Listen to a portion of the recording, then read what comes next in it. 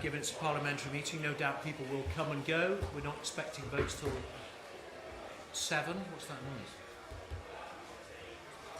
Very odd noise. Anyway, welcome to the sauna that is Portcullis House. This is meant to be a smart building, which means the ventilation doesn't work. But we've got a quick hour to sprint through, I think, what is going to be one of the really critical issues for us in terms of frankly, the entire wider Middle East, particularly Israel, Palestine, over the months to come. And in fact, an issue which has crept up on parliamentarians, and the profound nature of which I don't think many have quite yet clocked, which is the E1 settlement, which has been carefully manoeuvred over the last few years into the position we now are at, where, as I see it, it's at the threshold of becoming a stumbling block to the British declared objective in Israel-Palestine, which is a two-state solution. And we're very pleased this afternoon, thanks to the organisational brilliance of Charlotte Leslie from CMEC, which I'm happy to be the chair, to welcome two experts to talk to us this afternoon about the background to the E1 development, the history of it, and then the wider political context in the region. What we're going to do is hear from both of them. We've got Chris Doyle from Caabu, who many of you will know, acknowledged global expert on the region, and Hugh Lovett from the European Council on Foreign Relations, similarly renowned expert on the issue, to give us a bit of background. We'll do that for half an hour or so, hear from them both about the context, and then we'll have more of a discussion, if that's all right, aiming to finish in about just over an hour. Let's make it a quick sprint to get through the issue, because in many ways, although the history and the context are complex, the principle is actually quite simple. And on that note, Chris, over to you. Chris, Thank you very much. I'm just going to give you the mic because this will be for a podcast. We're recorded for a podcast purposes. Thank you very much, and thank you very much to the Conservative Middle East Council, to you, Kit, and to Charlotte. I'm Chris Doyle from the Council for Arabic Understanding, and CMEC actually was very much something that came out of Caabu actually back at the time of the Venice Declaration, which actually, strangely enough, was around about the time that the main settlement that we're going to be talking about came into existence, Mali Adamim, established in 1982. Anyhow, before turning to the very specific issue of the E1 settlement project, I'll attempt to outline how long-term Israeli policies are designed to bury any chance of a viable two-state solution in favour of keeping the one-state reality that is actually in play at the moment. And this is the aim of not just this government, but previous Israeli governments, and essentially to crush, render irrelevant the Palestinian national movement. I'll argue that this is not accidental. It's not a response to security issues, although there are legitimate ones, but it's a vision, largely a consensus amongst the main Israeli parties. So no matter whatever happens in Israeli elections that have to happen by the end of October this year, they will all be behind this settlement project. It's the linchpin, E1, of the whole settlement industry, designed to divide the West Bank, both north and south, but also in terms of Jerusalem from the rest of the West Bank, therefore denying the possibility that Jerusalem could be a part of a viable Palestinian state. There are several parts to what I will argue is the Israeli strategy to essentially prevent a Palestinian state, a realistic one at that. One is fragmentation, annexation, subjugation, distraction and marginalisation, and then to counter any chance of internationalisation. So let's deal with fragmentation, and I've got a PowerPoint which I hope you can see, the West Bank. This is where you see fragmentation at its most extreme. But to remind you, of course, that in the Palestinian state that Britain recognised last September, two constituent parts, West Bank and Gaza Strip, but it's the West Bank where we see the issue of fragmentation. Now, I'm not going to take you through the entirety of all of this, but I'm just going to put in a few things. This is Area C, which constitutes 60% of the West Bank. So this is all relevant background when we look at E1. It's got about 300,000 Palestinians in. A large part of that, portion of that, of course, is the Dead Sea Jordan Valley area, which constitutes about 30% of the entire West Bank. But as you see, Area C is contiguous.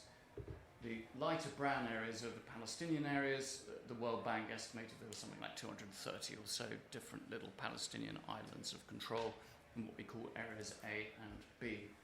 I'll put in the settlements now, just to give you an idea. That's just their outer limits of the built-up areas, but if you put in the regional councils, you get an idea of the scale of the settlement project. It's absolutely huge, and I'll come on to that in a minute. Just take that out. If only it's so easy. If we look, here's what we call the shrinking space. So if you put in the obstacles to movement, the wall and barrier, that is sort of the best case scenario, and this was a map done in, this is 2020, of what a Palestinian state would look like. There would be what they call fabric of life roads that would try to connect these non-contiguous areas and so forth. And, as we'll come on to it, E1 is here, right in the centre. That's fragmentation. Now, what we also, I said annexation, and in the ICJ advisory opinion of the 19th of July 2024, it said effectively what has happened is annexation. So, to all intents and purposes, insofar as Israel controls this area, which it does, it's obviously legally an occupation of it, is treating it as part of the sovereign state of Israel.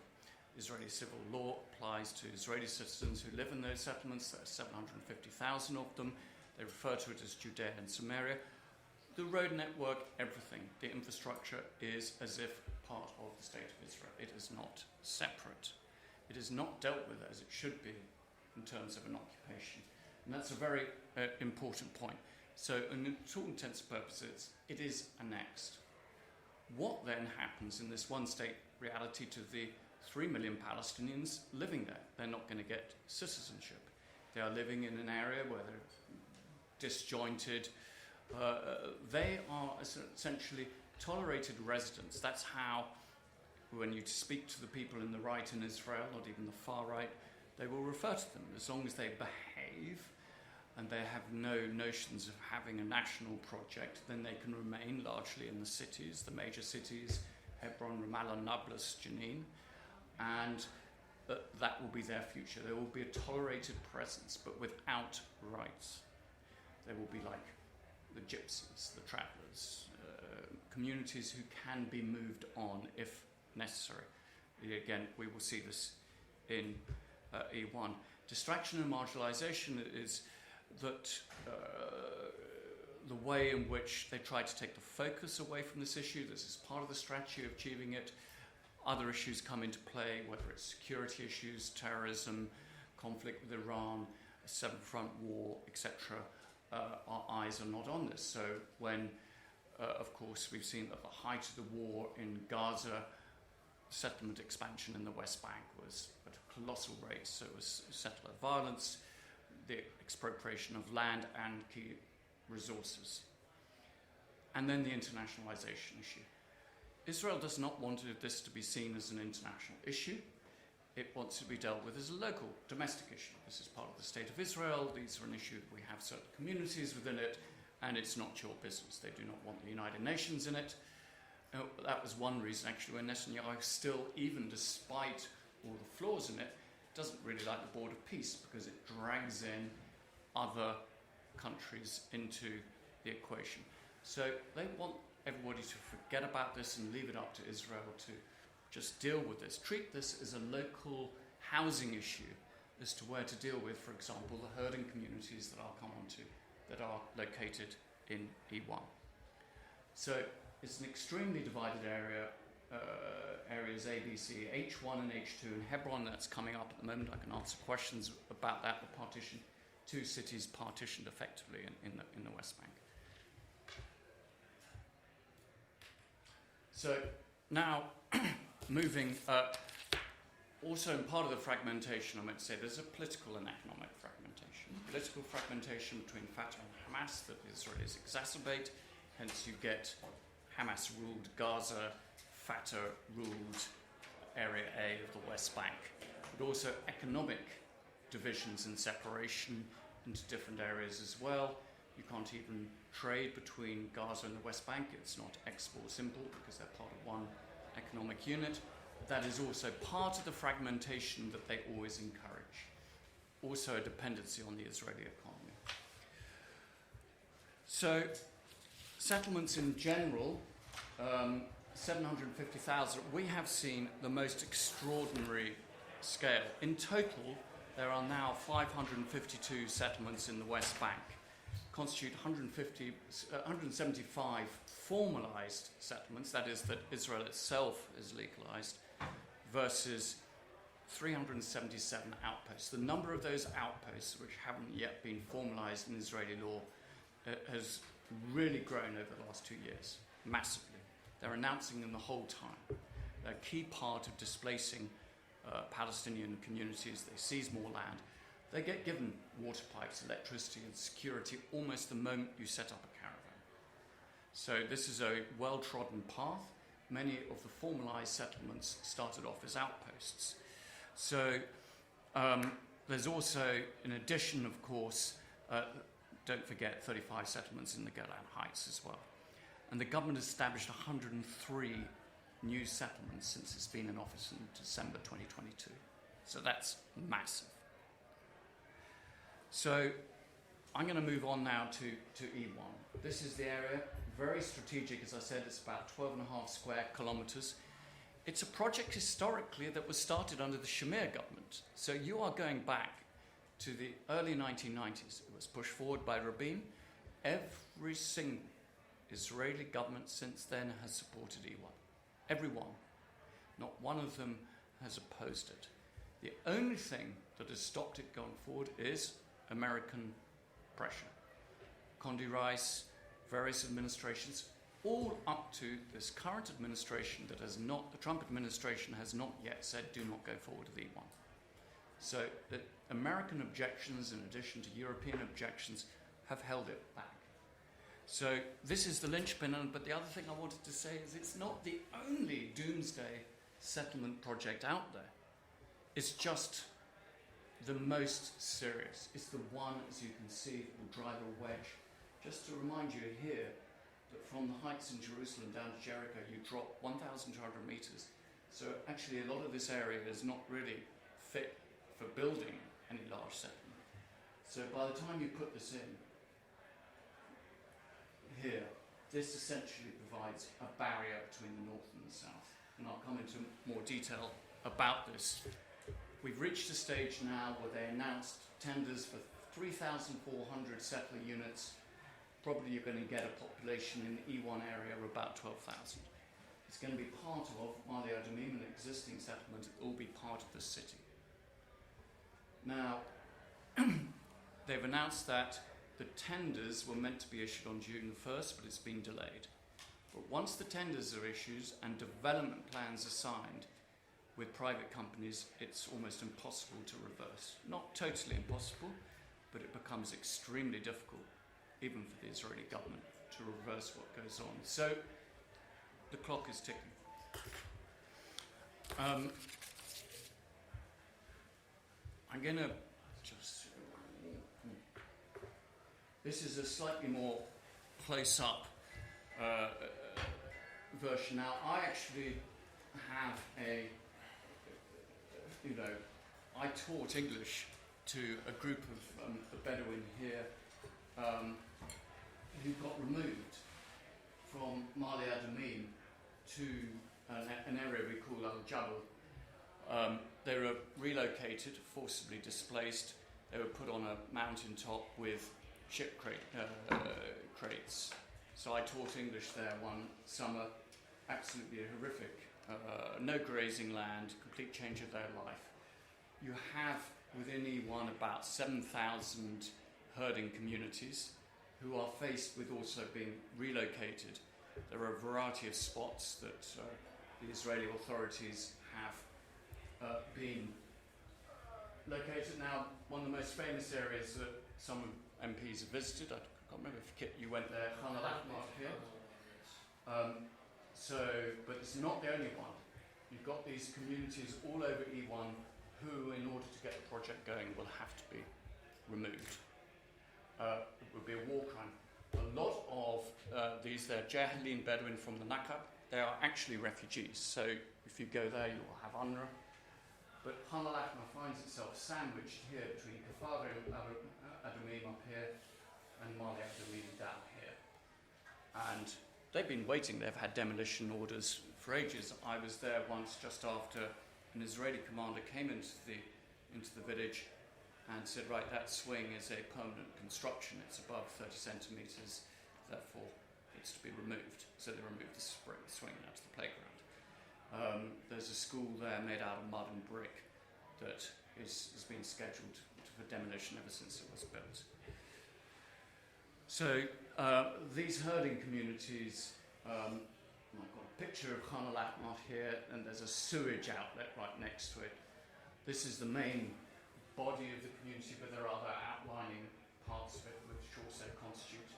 And you see the settlement in the background of Mali Adumim, and that's heading towards Jerusalem up here. And this is the main road that goes down to Jericho.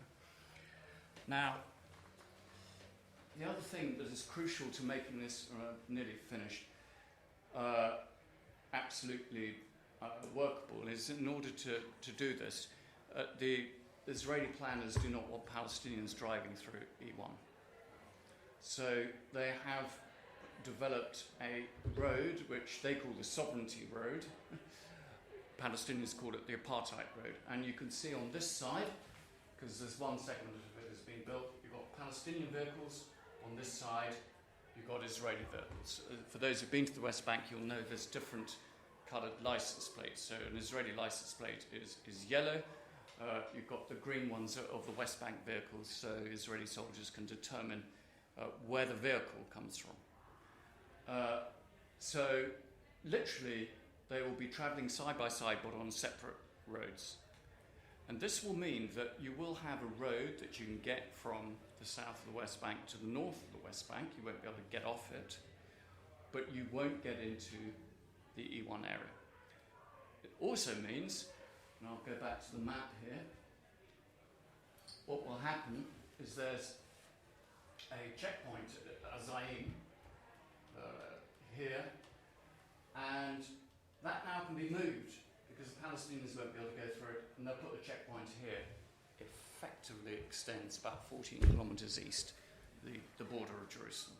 So it's a huge land grab, it's a huge relocation of a large number of herding communities. It's taking of resources in a very strategic location. I'll finish by just saying that the location is also strategic. It's not just connecting Jerusalem to Jordan. That Route 1 is a fast conduit highway to Jordan, to Iraq, to the Gulf. They're thinking ahead. It's not just also about the local. So this would connect, be the main artery to connect eastwards. And they don't want, this being used by Palestinians. I'll hand over to Hugh. Chris, thanks very much. I mean, presumably also that means they can close the road. Any of move the side of the road. You could close the road as they've done. You can put a roadblock or gate in it. It'd be very simple for them to do. Chris, Hugh, obviously there's concern, or supposedly concern around the world about this proposal and what it implies. But perhaps you could talk us through what the kind of regional implications might be. Sure. Chris left us on a difficult note to pick up from, not least after such a great presentation, which unfortunately listeners won't be able to see.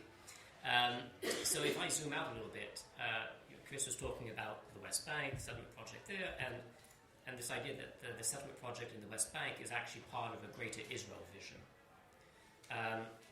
Now, this greater Israel vision, which I'll define in a second, has been around for quite some time.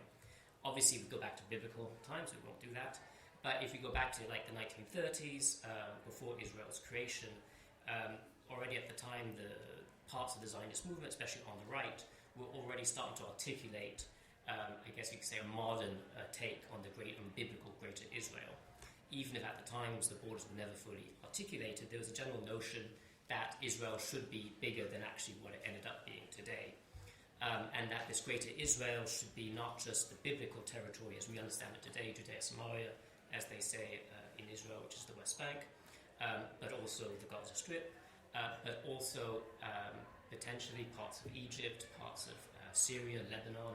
We even have some interpretations, and I think Mike Huckabee, the US ambassador, had touched on this, some interpretations that define greater Israel as actually existing between the Nile and the Euphrates. There's a lot of talk about the Palestinian chant, free Palestine from the river to the sea. Well, the Israeli, or the greater Israel version, is Israel between the two rivers, between the Nile and the Euphrates. Now, of course, there are countries that exist in the greater Israel as is articulated by the right, Egypt, Jordan, Iraq, Saudi Arabia, they're going nowhere, of course. So, of course, this greater Israel vision is not necessarily going to be implemented in its entirety, even if that remains a messianic idea on the right. But what I do want to underscore is parts of that greater Israel vision are being implemented, and not just in the West Bank. If we take, if we look at those maps that have been drawn about greater Israel, it's amazing how consistent they are. So if you look at posters by the Irgun, which is a 1930s Zionist militia responsible for killing British personnel during the British Mandate, if you look at the map they articulated, it is exactly the same as the map that is articulated by members of the Israeli government, including Smotrich, Bezalel Smotrich. And so that is greater Israel that includes Jordan, parts of Lebanon, parts of Syria. This is what's happening to a certain extent now on the ground. So we've talked about the West Bank. Gaza is familiar to everyone, and the devastation and destruction of Gaza and its population. But some of the aspects of the war in Gaza we're seeing in the West Bank and also in Lebanon. And indeed, we're hearing, there's a lot of comparison to a lot of descriptions of what's happening in the West Bank and even southern Lebanon as the Gazification of these areas. What are they? To be very precise, well, there's this idea of sterile buffer zones, to use Israeli military terminology. I'll put aside the ideology, the set ideology for a second, but the Israeli security interpretation is for Israel to be safe, it needs to be surrounded by sterile, clean buffer zones. And as some Israeli officials and security thinkers would describe it, is these are zones that should be emptied, cleaned of enemy combatants, enemy weapons, and enemy populations.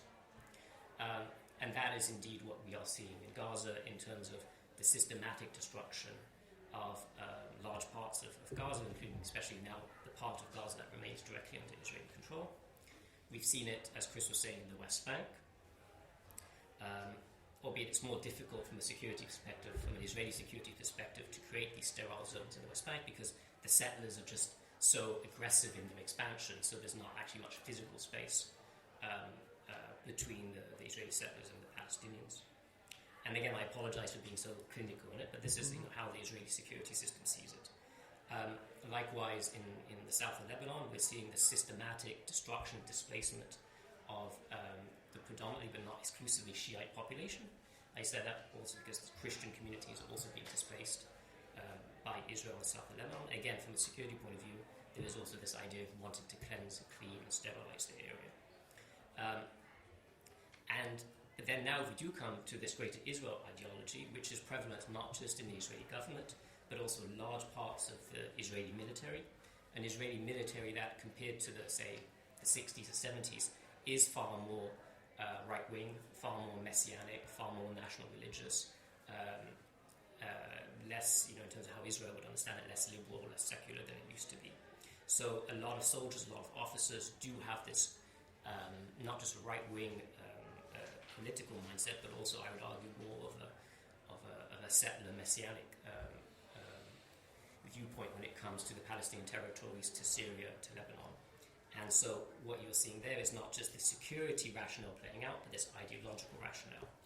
And in the West Bank, where the military went, the settlers came. And to a certain extent, there is, or even to a large extent, there is this risk also in Gaza and Lebanon. You have the Israeli military there now. You have questions about the long-term presence or not. And it's not a coincidence to hear the settler movement, settler leaders within the Israeli government saying, actually, now is the time to build settlements. Whether that's based on whether they use a security rationale or an ideological rationale. They're talking about, settler leaders are talking about the need for some settlements in the south of Lebanon, but also in parts of Syria. Let's remember Israel occupied and annexed the Syrian Golan Heights after the 1967 war, creating a first buffer zone, and it has now created a second buffer zone. So basically my argument is, we've always had this greater Israel vision. Some of it, yes, may be unrealistic. Israel will never create a state in Iraq, but nonetheless, it should not be dismissed because in practice, parts of it are being implemented now on the ground.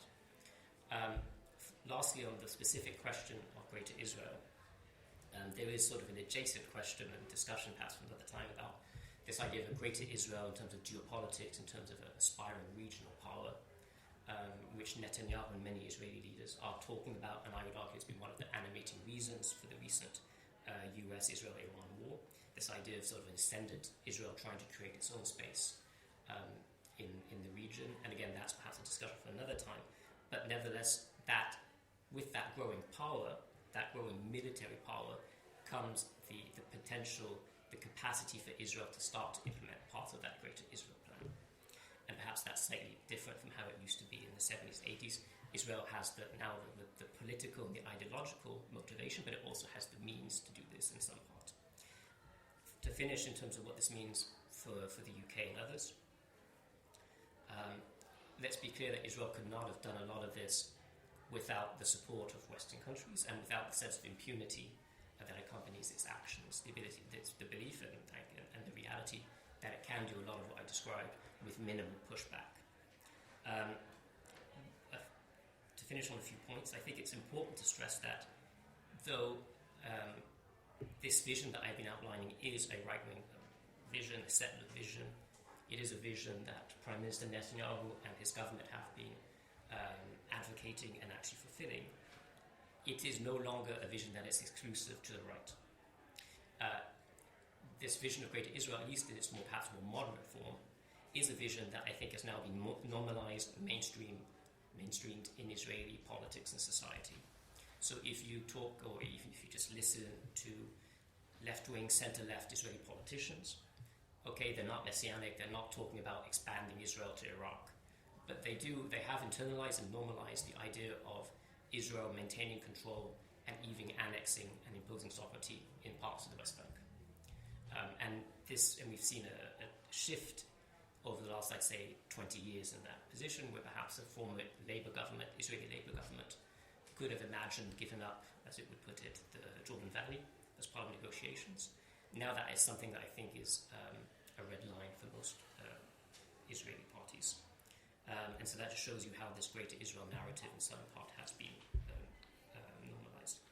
In terms of policy recommendations for the UK, again, the UK has, as we all know, sanctioned violent Israeli settlers. There was far more it could do, of course, including going after additional organizations that fund the Israeli settlement project. And I think in this regard it's important to understand and remember that this is not just the work of a few extremists, nor indeed is it the work of just the settler movement. There is a state that is at play that Chris talked about, that every government since the occupation in 1967 has supported this. And for the UK, we don't have time to talk about all the things it could and should be doing, but I think at the heart of it is this idea of differentiating between Israel and the settlements. Whether the UK should maintain relations with Israel, whether it should sanction Israel is another discussion. But I think what we should all be able to agree in is that settlements should have no part of that bilateral relation between the UK and Israel. And at this point in time, they do, whether it's in terms of our trade. Israeli settlements products are sold in the UK. I think a UK government advisory against British companies involving themselves in E1 or elsewhere will probably be insufficient. So I think the UK government needs to do more to ensure that its bilateral relations, the full scope of its relations with Israel, exclude the settlements, including, I'll just mention this and I will finish, which is like its convention on the avoidance of double taxation with Israel. At the moment does seem to include the settlements. Now, taxation is far too complicated for me, but that would seem to be an interesting point to look at, is how to ensure that Israeli settlements and whether it's our dual nationals and companies operating there cannot actually benefit from the provisions of that double taxation treaty. And on that I will finish. Very good. Thank you both for a very stark sort of presentation of that area. While you're all thinking of your questions, I'm just going to abuse my position of chair to ask a couple if I may. I totally buy what you said about the interaction between the kind of settler movement and the IDF. It felt to me on my 2 visits that the IDF was not really a command army. It was a sort of collection of militias who may or may not be under general kind of sway. And it leads me on to this notion of a greater Israel, which is, where is the guiding mind?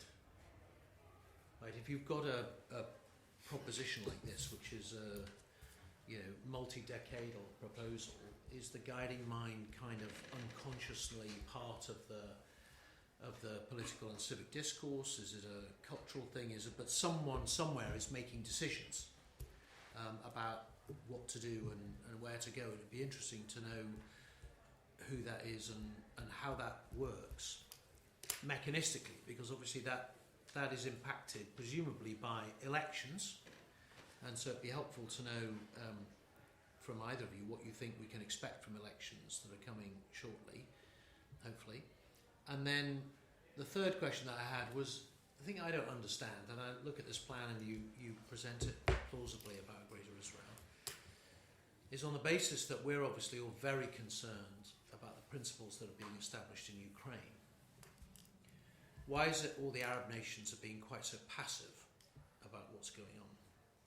I have to confess to you, I have a frustration that I'm constantly pressed by ambassadors from Arab countries about what we can and what we should be doing, and yet I don't see much in the way of action from them. And I've never quite understood why the Abraham Accords are still outstanding, why there's no oil embargo. I'm not aware. I mean, some of them didn't have diplomatic relations, but there doesn't seem to be any consequence arising from countries in the region. I mean, if I were Jordan looking at this map, I'd be at least trying to rally some support. So, where's the guiding mind? What can we expect from elections, and what's going on in the other Arab countries? Discuss. Chris. Wow, the guiding mind. I'm not quite sure how to answer that particular question, but just to say that none of this has just suddenly arisen. I mean, I mentioned the E1 plan going back to the days of Shamir, but if you go back, most of the settlement project was started by Israeli Labour governments. Going back to the Elon plan, you had the Droblers plan, so these were things that were very much put into planning. There was a Jerusalem 2050 plan. So these plans are all there. Yes, as a new government come in, some of them might get amended or tweaked, accelerated or paused. But essentially, what you see today, actually you can track back to plans going back decades. And there's been a consistency to it. There used to be a difference between the left and the right that perhaps no longer exists anymore. If you look at the Labour settlement plans, they were very much to build settlements that were close to the Green Line, that is the armistice line of 1948-49, around Jerusalem, in ways that they would be annexed. Sorry, Chris, to interrupt, but I mean, maybe I'm thinking through a UK lens, but if we were doing something not dissimilar, we'd have plans there'd be written plans, there'd be strategies and and proposals, there'd be manifestos in elections. This is what we're going to do. Does that all exist? Is it there as evidence? Absolutely. I mean, these were, plans, Israeli planning within Jerusalem, with all of this. It's a very, the nature of the Israeli occupation and the way they put it down, it bombards you with detail of planning applications, etc. And they're also very good at passing a particular law and then not doing anything about it for 20 years and say, we passed this piece of legislation back in 2002. Why are you making a fuss about it now? So no, there really are plans, and it has been thought of very strategically. I'll just finish the point about the Labour versus the right. The Labour started at most of these, the Gush Etzion bloc, which is southwest of Bethlehem, was a Labour settlement. And there it was to basically, we will annex and separate. The Labour Party tends to be very worried about the Jewish nature of the state, that it would be predominantly Jewish. Whereas the Likud, the right, Sharon, 1982, which is the Ma'ale Adumim settlement, no, well, we're going to go into the centre of the West Bank. We're not interested in separation. We're interested in taking it all and controlling it. We want to put the settlements next to Palestinian cities. We want to surround cities like Nablus and Ramallah. It was a very different philosophy. Now both have been done, so you get both. But it was a big difference. Arab states, I think Jordan has very limited options, in fairness to Jordan. It's extremely concerned by all of this, and I think that they are concerned, for example, that eventually there could be forced displacement that kicks a lot of Palestinians out of the West Bank and going eastwards once again, because of course it's happened before.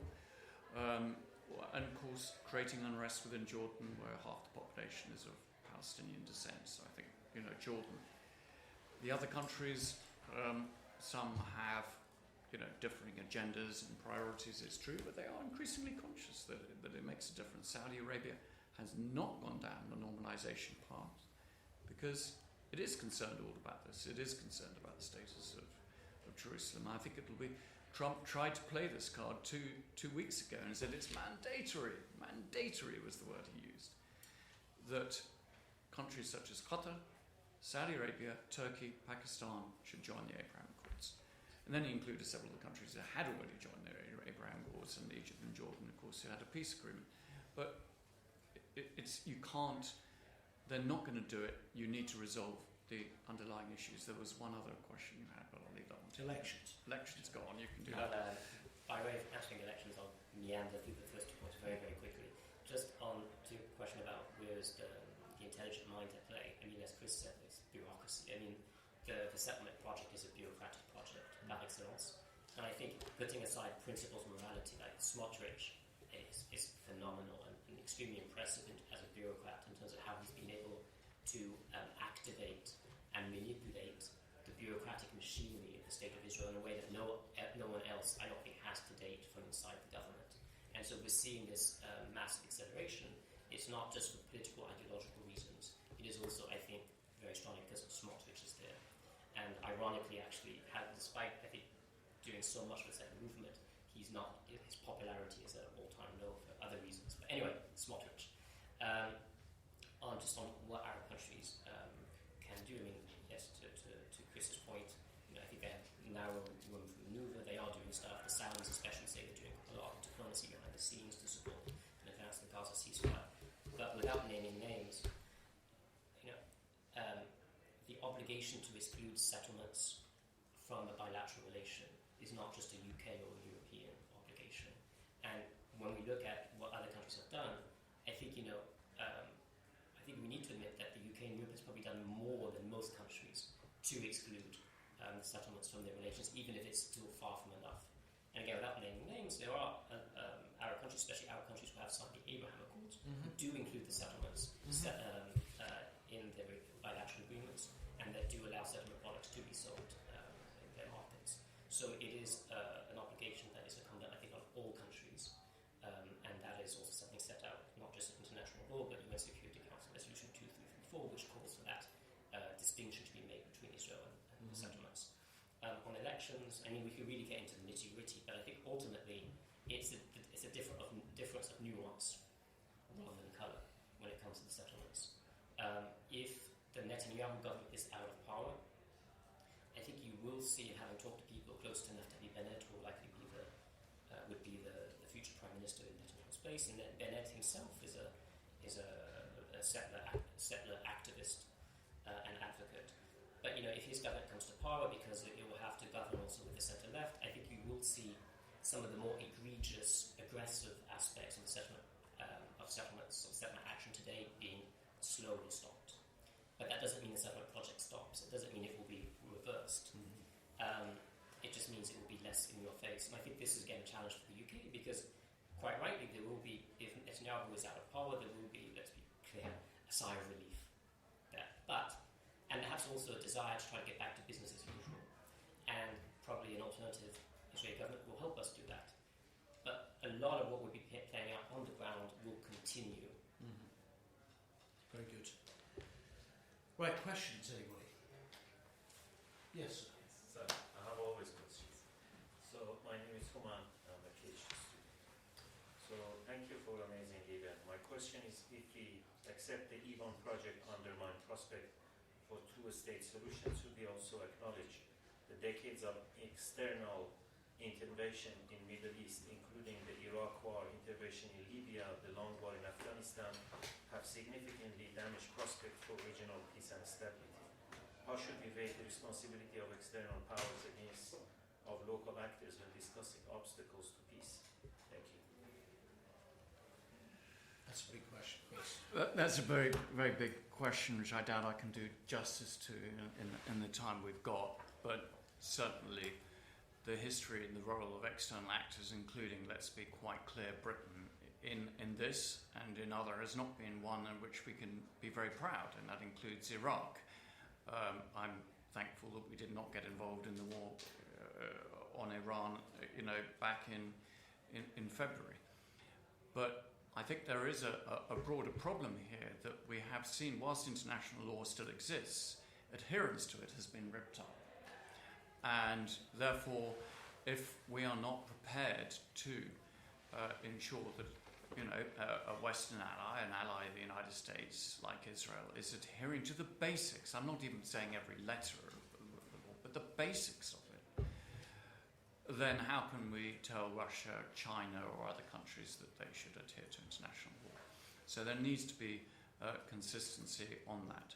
So for sure our record is not a proud one.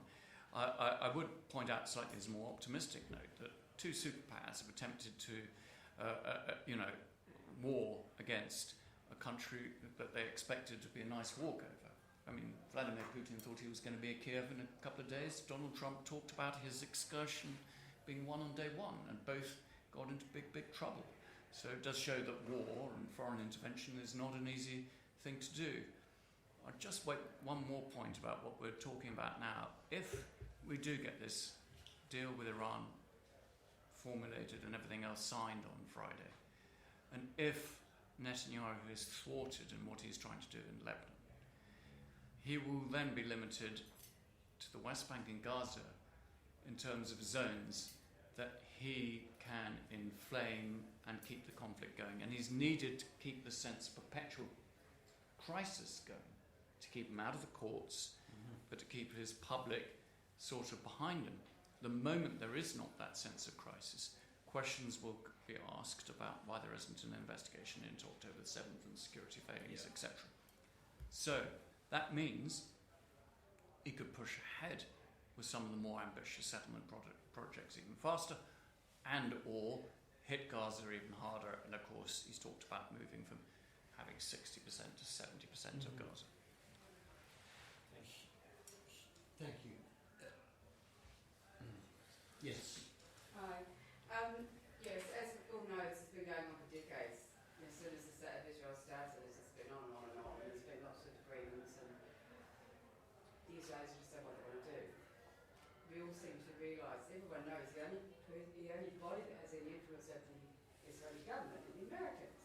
So does anybody see a time when the rest of the world will unite to pressure the US to stop just supporting Israel regardless of what they do? surely if they lose American support, they'll have to mediate what they're doing. And just related to that question, if I may, are there any countries that have said there will be specific consequences to E1 going ahead? Or is it all like the UK a bit opaque? To unpack your question, I think the first question is actually what do we want to do, like what's our theory of change? And yes, of course, the US is the paramount actor, has leverage. We've seen it with the Iran war when Trump wants something, largely gets it from the Israelis. But I think that would do us a disservice to think that we have no agency, not just with the Americans. I don't think that's necessarily the focus always has to be, but agency when it comes to Israel. We, I mean, I say we, the UK, Europe, we cannot, of course, force a two-state solution on Israel. We can't force an end to the occupation.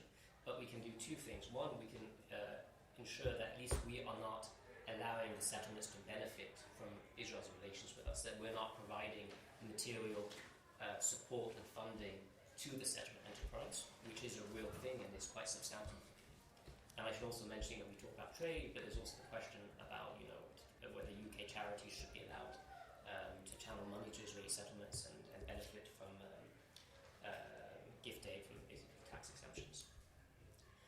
So there's a lot of ways in which the UK and UK companies, UK organisations, and the UK itself is supporting the settlement enterprise, at least indirectly. So I think that is something where we can act, and that would challenge the ability of the settlements to expand and indeed maintain themselves and start to cut off from the broader international global arena. And again, acknowledging we need to do that with our partners and with our countries who have relations with Israel. I would say that's the first answer to our theory of change. What do we want to do? Let's at least ensure that it's not getting worse, and we ourselves are not making it worse through our relations. And then, of course, then there's a question about how you engage with the US and how you leverage that. I think we need to be realistic in terms of what we can do, but also just how, I was going to say ideological, but also at times dysfunctional the US administration is on this issue. But without going into a long diatribe about what we've tried and failed, there have been instances in which we have been able to engage with the Americans, with our countries, positively. And the President Trump's 20-point plan is in some ways very problematic, but in the aspects that it's more positive, it is more positive because of European and Arab engagement with the White House last summer.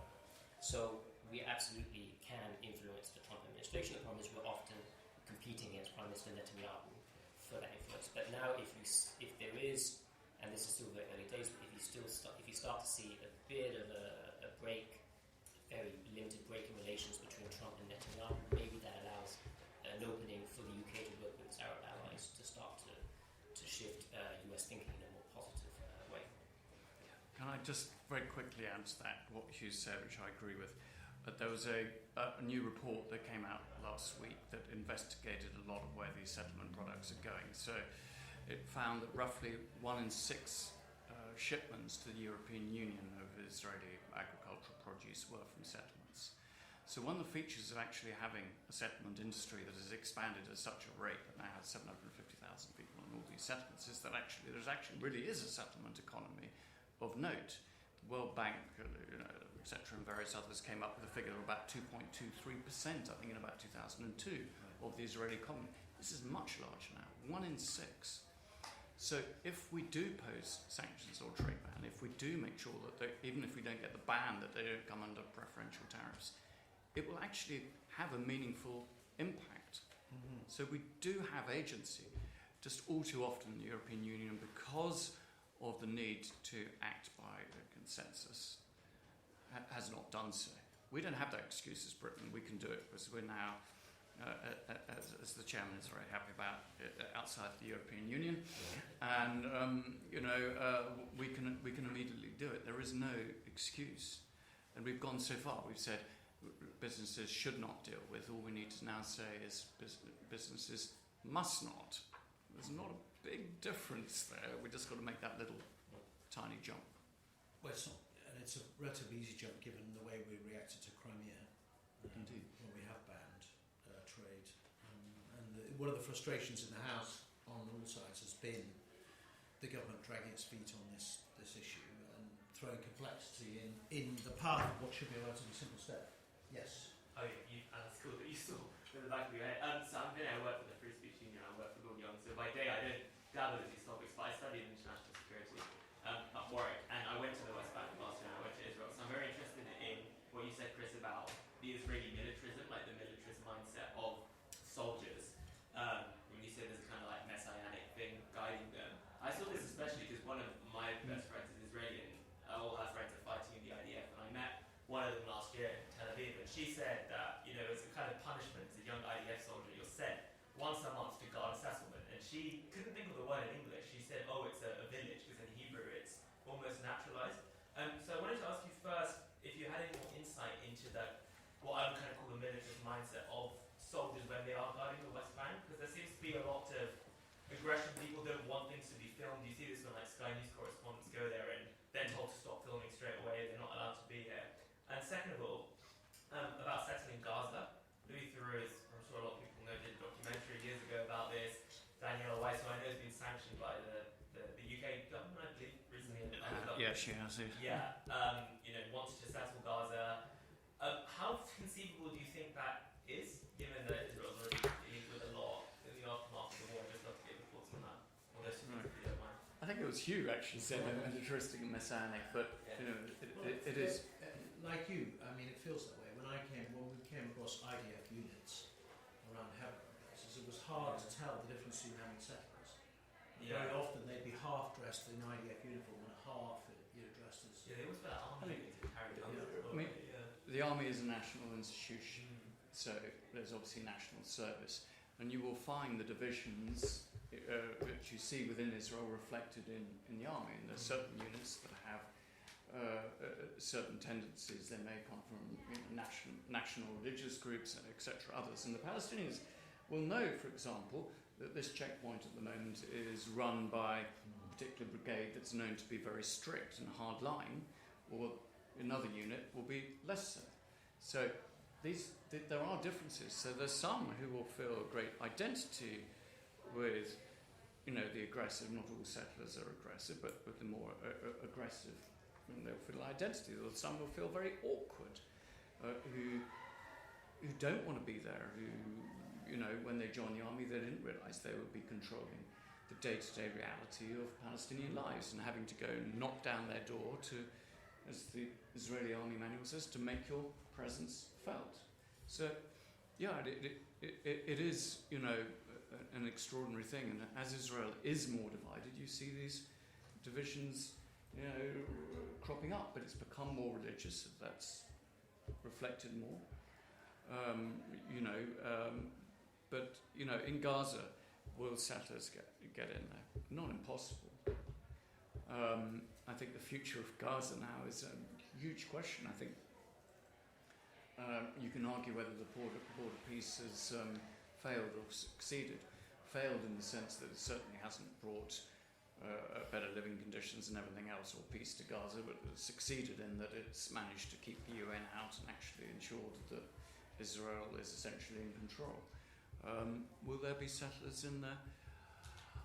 I'm not sure that Netanyahu and Naftali Bennett are particularly worried about it, but if they need to win votes and they think they're going to get a section of votes they might not otherwise get, it's conceivable. I don't think Hugh may think differently. I think it's the longer Israel's direct control of Gaza continues, the higher the possibility, the higher the risk. I think that's the simplest answer, because and again, sorry to use such sterile language, but like Gaza, that part of Gaza now has been flattened, right, and so it's totally available for settlements.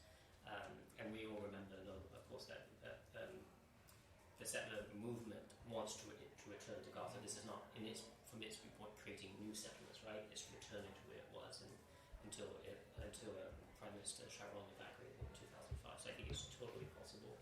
And again, maybe a bit less possible, a bit less likely, but let's remember that the settler movement is also talking very seriously about settlement projects in parts of southern Lebanon and parts of Syria, and also already trying to construct that sort of biblical ideological argument for why this would be like, quote unquote, with the Jewish people returning to the biblical lands. Yeah, I'll just add one thing because it sort of came up. the Likud Charter of 1977, we've had a lot of discussion about from the river to the sea in Palestinian protest movements. But in the Charter of 1977, the right of the Jewish people to the land of Israel is eternal and indisputable and is linked with the right to security and peace. Therefore, Judea and Samaria will not be handed over to any foreign administration. Between the sea and the Jordan, there will only be Israeli sovereignty. So that's 1977. It then goes on to refer to this area, by the way, as Western Eretz Israel. So, that is the party of the current Prime Minister, not Smotrich, not Ben-Gvir. Any more? Yes, by all means. Oh, well, thank you. First, I'll do a little comment just because you want me to add a little controversy. I have to say I've been to Israel quite a lot, and I've talked with parliamentarians, left wing, right wing too, and it's interesting. They never, like in a million years, would someone think like that there would be like a Jordan in Greater Israel in my discussions. Even the most far right people, right? Smotrich actually. I mean, there was a funeral he attended in 2023, which was very big in France, which had this map, because this was the map the British had at San Remo, actually, this country. And, but I mean, the idea that anyone, in my experience, that anyone would go to Jordan, let alone Iraq, is just totally out of their heads. The West Bank is a discussion for the right wing, but Jordan, I mean, the Herut, which was the Likud's predecessor, they explicitly said Jordan, has total legality. There was a period right before the assassination of the then king where it seemed there would be peace, and they relinquished all interest there. So it's interesting to me. This is something which I think would totally shock any of them. The idea that it was a sort of a discussion here. I'm curious too. From your discussions, I'm sure you've talked with people in Fatah or the West Bank.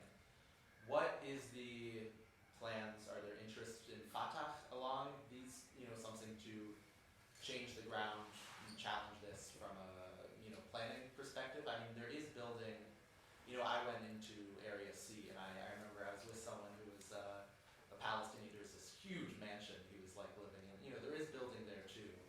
Is there an attempt to sort of go around it through that? Or what's basically what's Fatah's impact on this from your perspective?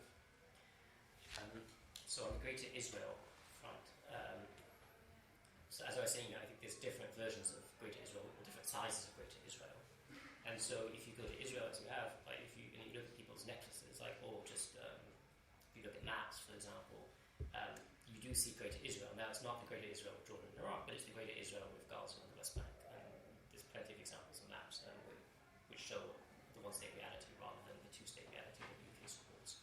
And I think it's become very much normalized, so that people who wear the pendants or necklaces with that sort of the smaller version of Greater Israel, I don't think even necessarily do it in a massively ideological way. It's just, I think it just shows to what extent that is their understanding of Israel. Maybe sometimes they'll leave out Gaza, because no one wants Gaza now because of 7th of October, and from the Israeli point of view, it's so difficult to govern. I can't remember what it was Rabin said, if only Gaza could be swallowed by the sea. But nevertheless, there is sort of, I think, quite a strong normalization of Israeli control over the West Bank, and this idea that Israeli sovereignty lies. And last point on the Greater Israel, and to go back to what we talked about, not just settler violence, but IDF violence in the West Bank. And to add to what Chris was saying, what you also see is new units, let's call them as they are, militias that have been created in the West Bank, which are nominally IDF controlled,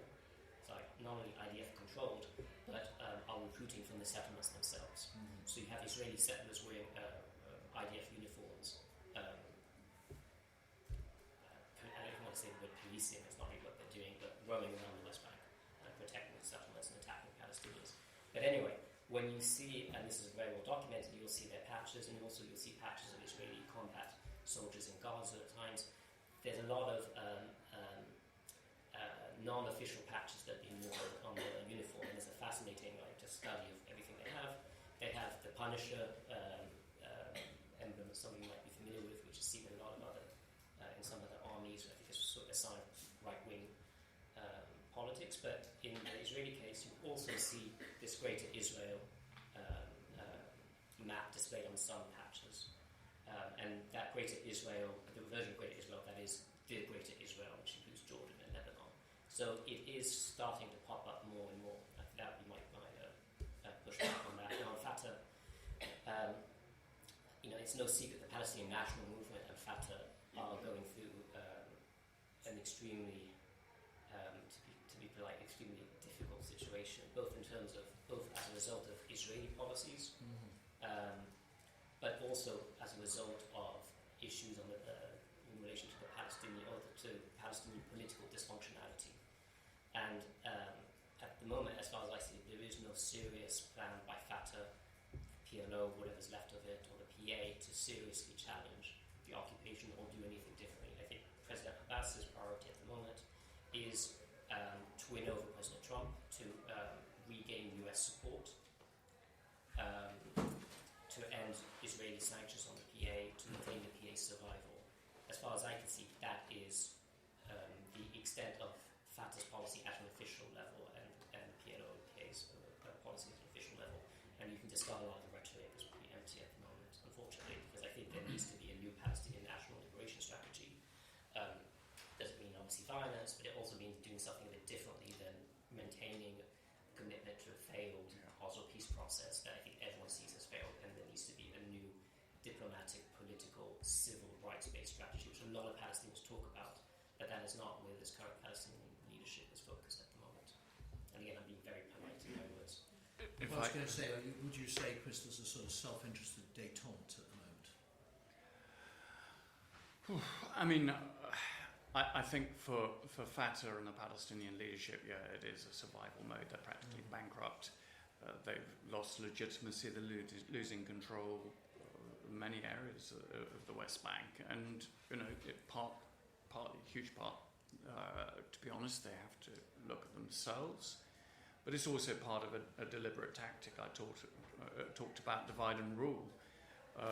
That actually there's been more ceasefires and agreements between the Netanyahu government and Hamas than has been between, Netanyahu and President Abbas, who normally supports a, two-state solution and peace negotiations. So the person who, leads the movement that has, formally renounced violence and accepts Israel is not the one who's being dealt with. I think missed opportunities on all parts. So no, I think they're in a crisis. I think it needs new leadership, radical new strategy. And that's what Palestinians want. That's the most important ingredient to that. I don't think Hugh and I would argue that the Greater Israel you see on the map there, that sort of thing, it's just like, mainstream Israeli discourse, far from it. But I do think that because of what's happened over the last couple of years, that actually it's become a feature more in a way that it wasn't there before. That particularly in Lebanon, and there's a new movement to settle in southern Lebanon, that there's talk that there should be a demilitarized zone between Mount Hermon on the Golan Heights to southern Damascus. That should be demilitarized. So there's a far more aggressive positioning, towards neighbours and the region that we have seen. Naftali Bennett, for example, who could be the next leader, although Eisenkot, his party is doing very well now. He's now, so it could be him. He said that Turkey is the next Iran. So the sort of that very aggressive mentality, and I would argue with Israelis to say, the use of force almost as the primary instrument has not, you've been fighting Hamas since 1987, you've been fighting Hezbollah in Lebanon since 82, Iran, sort of on-off Cold War, hot war, since the Iranian Revolution. And that there does need to be a different approach there, that their strategy needs to change as much as the Palestinian one if we are going to get to a situation of both peoples living in peace and security and dignity, which, hopefully we all want. So I wouldn't say that it, as I said, it's now mainstream, but it's less on the fringe than it used to be. People who may not have said it out loud are sort of saying some of these things out. We should settle Gaza, we should settle southern Lebanon.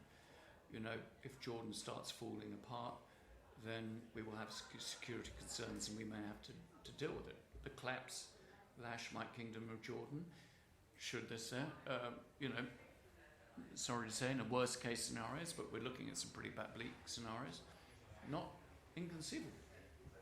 So. Very good. Yes.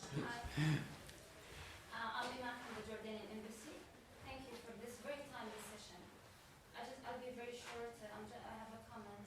We have a peace treaty with Israel more than 30 years ago. So we chose peace as a strategic solution for the war, and it took leaders to take this decision after decades of wars. So we have this kind of normalization, but since then it's been government to government. On the level of people, which is the core issue of normalization, it's not there. Because the core issue of the conflict in the Middle East hasn't been solved, which is the occupation. And the geographic and demographic closeness with Palestine, after 7th of October I was in Jordan, and I've seen the sentiments of people. So we have moved way from the path of people-to-people normalization. Israel is a neighboring country. We had many regional projects, and they've all been put at halt because of the current events. And on what we're doing in Jordan, we are keeping the conversation alive with all the distraction going on in the region. One day it's Lebanon, one day it's Syria. Iran has been ongoing since last year, and everyone has forgotten about the West Bank and Gaza. What is going on in the West Bank is very dangerous. And what is going on in Jerusalem is way more dangerous. It's not a question of if, it's a question of when.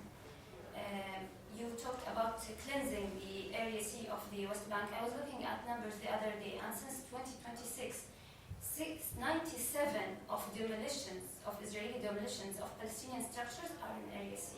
So that talks to the fact that they are cleansing the Area C in preparation of the contiguity of a Palestinian state.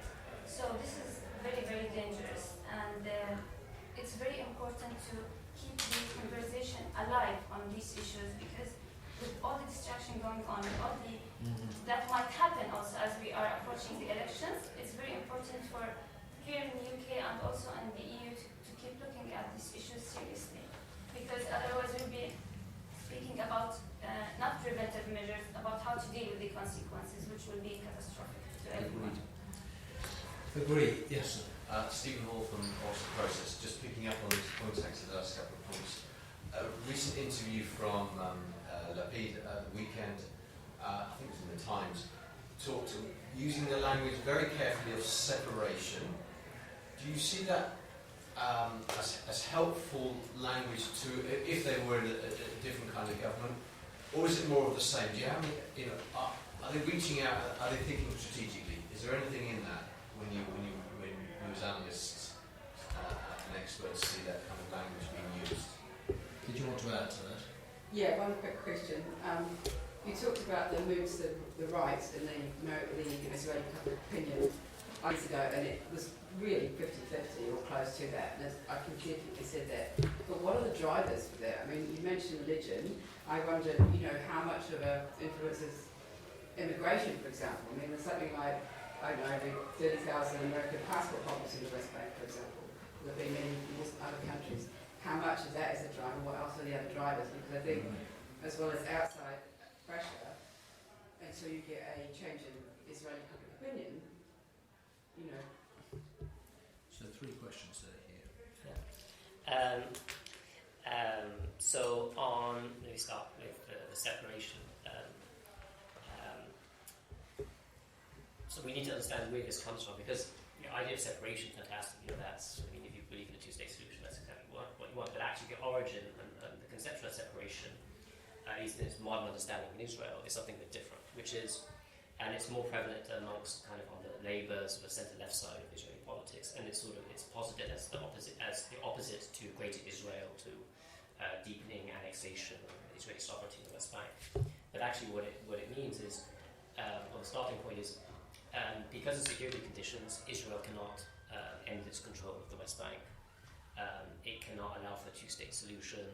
I mean, again, I'm paraphrasing, so forgive me, but the Palestinians basically haven't earned it yet. We don't trust them, they haven't proven themselves too dangerous. But also, we don't want to become, Israelis don't want to become a binational state with a Jewish minority that can threaten us. So if we can't do a two-state solution and we don't want to do full annexation as the right one, what's the middle ground? And they've called the middle ground separation, which is basically trying to limit Israeli settlement expansion into areas that the Israeli thinkers would support this vision, areas which they think will remain part of Israel in the future, even if these are areas which actually Palestinians would disagree with, so Man Adumim being one of them, for example, Ariel, etc., and trying to roll back Israeli intervention, be it military, civil, or whatever, in Palestinian population areas.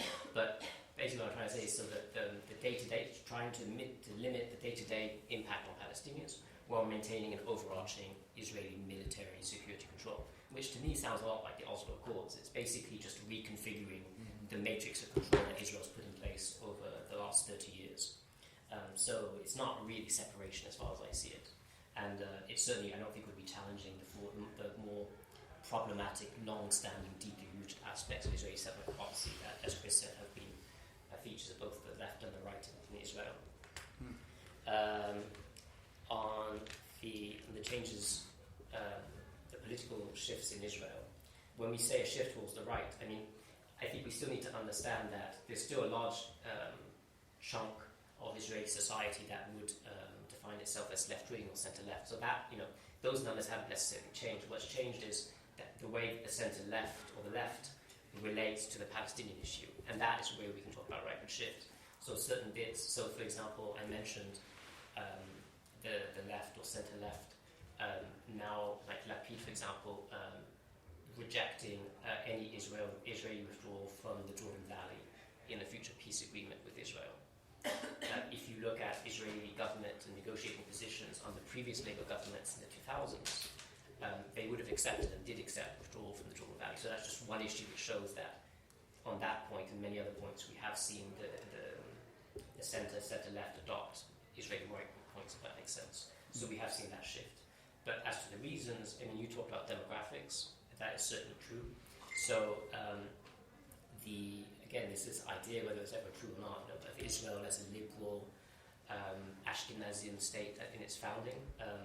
I'll use the word like white Jews. I know that's very controversial, but this idea that that Israel was founded by European Jews, and what you then saw over successive decades was migration both from Russia but also from the Middle East, etc. Mizrahim. And so with the Mizrahim, you started to see, and Russian Jewish immigration, you started to see the demographics change. And at the moment, those Mizrahim and Russian Jewish voters tend to be more right-wing.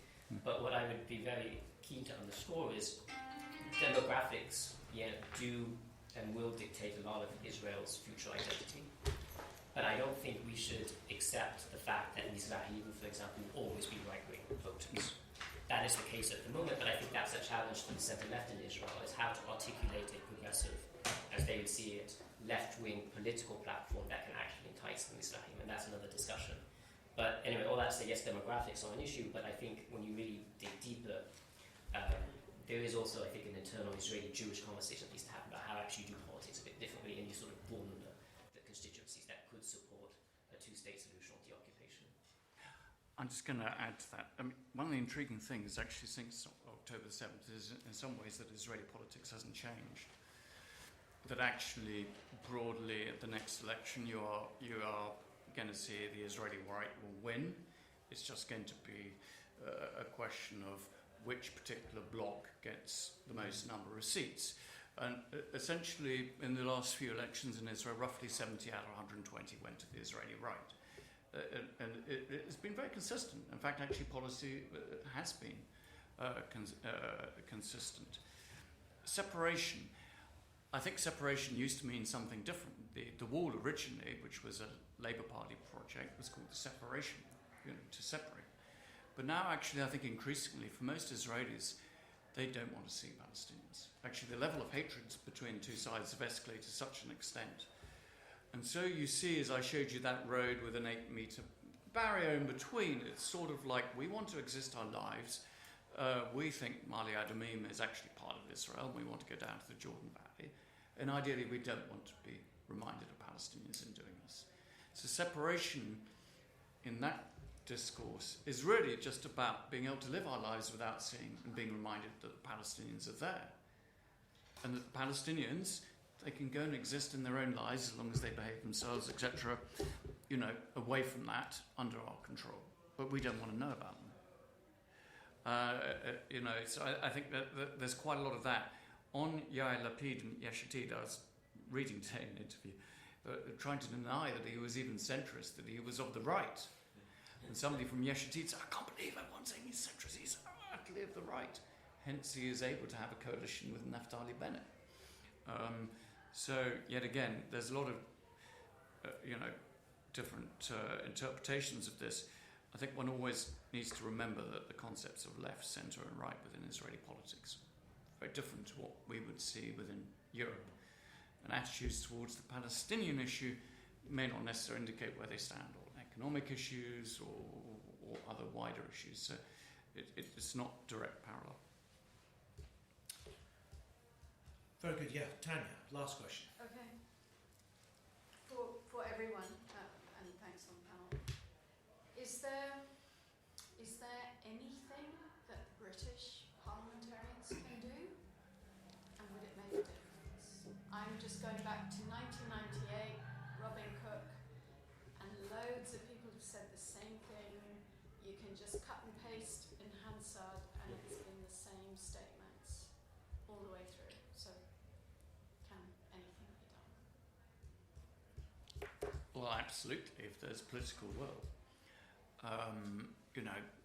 We can impose a complete ban on trade with settlements. We can suspend our trade agreement with Israel so no products arrive here under tariffs.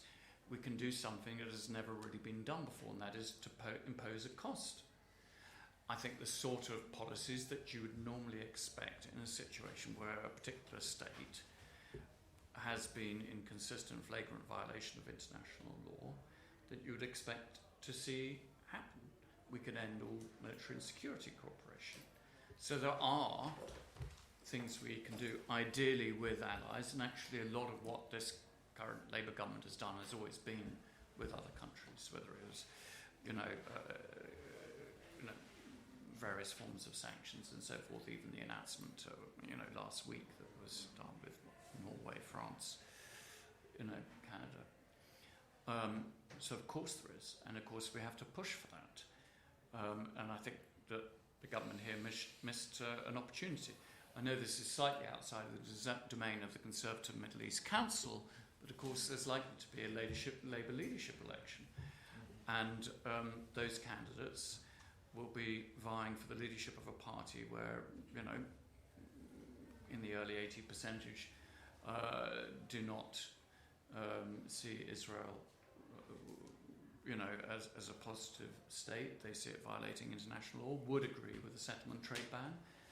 And those candidates, if they wish to attract broader support, might wish to take a slightly more, in my view, more principled stand in that leadership election. So you could see a bit of a sea change.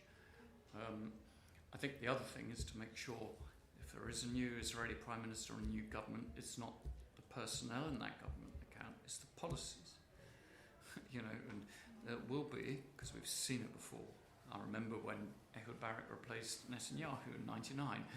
I remember when, various leaders who were deemed to be more amenable to a peace process replaced the one before. And they got a very, very nice, easy ride to begin with. So you've got to hold them to account that E1, has to be stopped regardless. It doesn't feel to me like we're actually going to do anything in E1. I mean, Tanya, just to answer your question from my point of view, aside from the savagery and the wickedness and the killing that we've seen across the whole region, one of the most distressing things has been the slow destruction of British credibility in the region. The fact that we've become very obviously all talk and easy to ignore. We haven't really been in the room for any of the serious conversations. We've been on the periphery, pulled in when we're of use to the Americans, but other than that, discarded and ignored. And a lot of that comes from the fact that as far as I can see, we have just been talk. And even the sanctions that we have rolled out have been a kind of meagre, thin sort of rule, the minimal that either government, the previous Tory government, Conservative government, or this one, have been able to sort of get away with to keep, certainly from the Labour side, to keep their members happy. Right, we make a step, we'll make a step. I mean, you would expect, wouldn't you, the recognition of Palestine, which was deemed to be this huge step, would be followed with some kind of consequence for whatever is going on in that territory. Well, there's been nothing really. And even the sanctions are gaslighting. I mean, they were talking about these sanctions last week. Well, they're not actually sanctions. Right, they're asset freezes. We can still sell bulldozers to the settlers, right, to these settlers who are named. You just can't, if you've got a bank account and you're a bank, you just freeze their asset. But you can still sell them a bulldozer. So it's a sort of, I don't know, there's a weird game of self-sabotage that's been going on.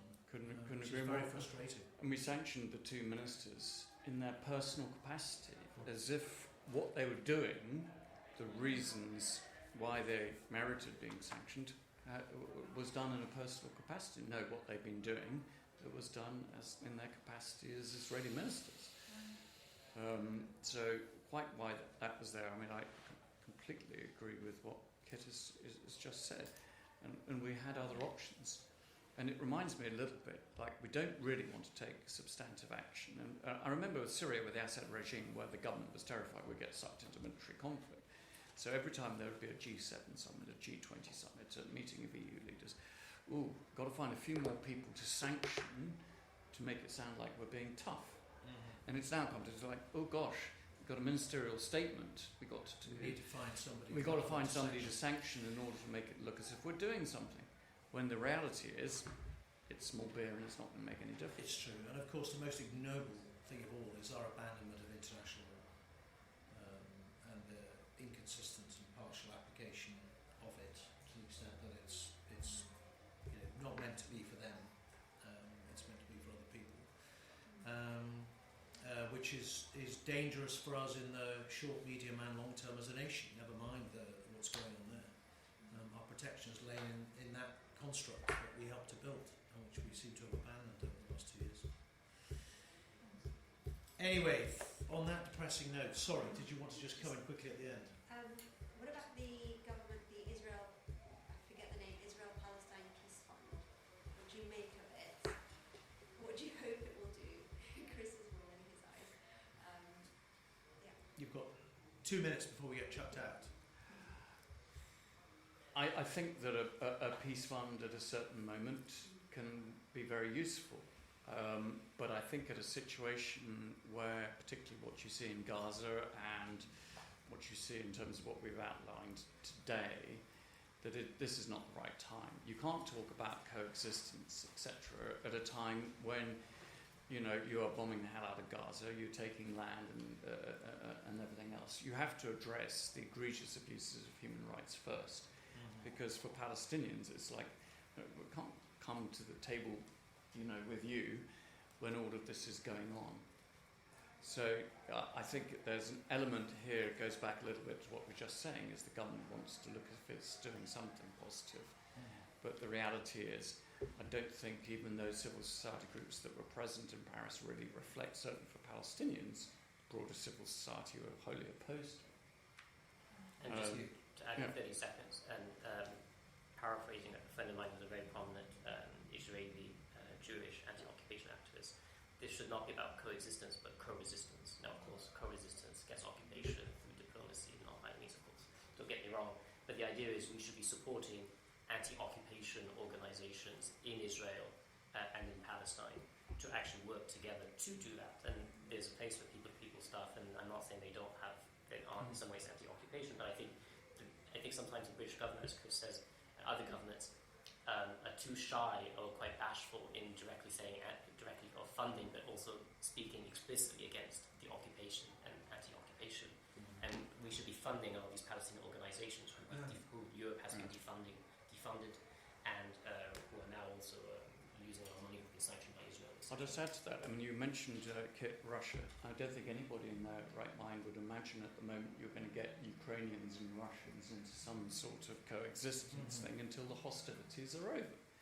And that a very good reason. And once they are over, yes, of course, we did that in Northern Ireland, we did it after the Second World War, all of those things. But you have to end, the hostilities first in order to be able to produce the atmosphere in which credible work can be done. Very good. Friends, thanks very much indeed. Big thank you to our two panelists.